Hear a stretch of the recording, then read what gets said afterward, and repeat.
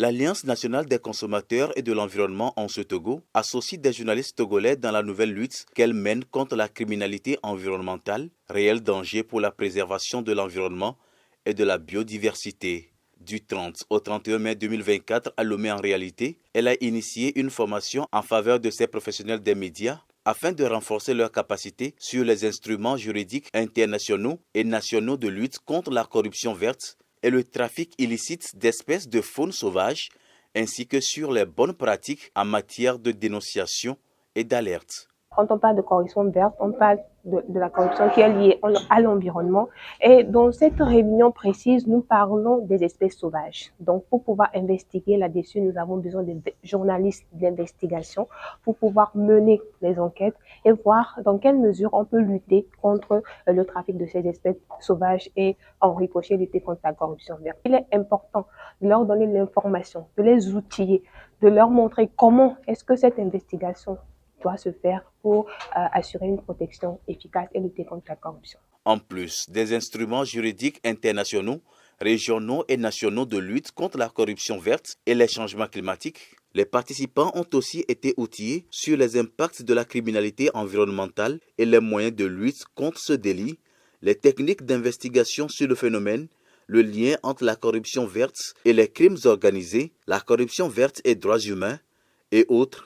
La corruption verte et le genre a aussi retenu l'attention de ces journalistes, le module sur les lanceurs d'alerte et leur protection. Il fallait en effet lever tout équivoque quant à la qualité d'un lanceur d'alerte. Aucun journaliste ne peut être un lanceur d'alerte.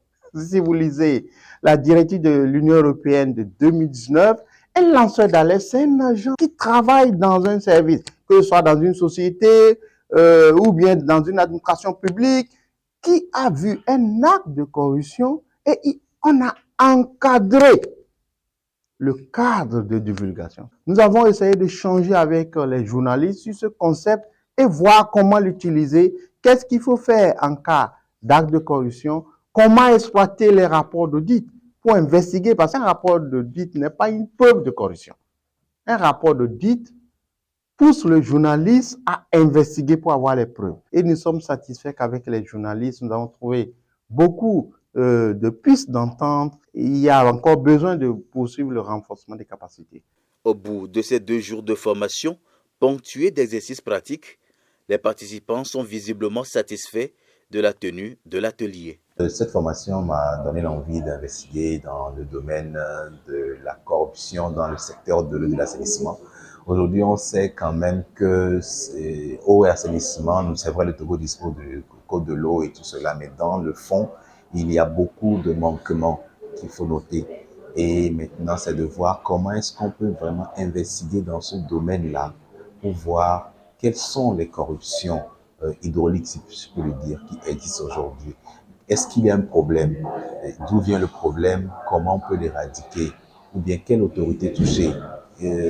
Qui est alerté pour que les populations puissent avoir accès à l'eau ou encore avoir accès aux ouvrages d'assainissement dans leur milieu? Sur la question de la corruption verte et les droits humains, je pense que nous avons trouvé des éléments nécessaires pour pouvoir réaliser d'autres sujets, des émissions, faire des reportages sur la problématique, parce que la majorité des citoyens ne comprennent pas réellement ce que c'est que la corruption verte et le lien qu'il y a entre cette corruption verte et les droits humains.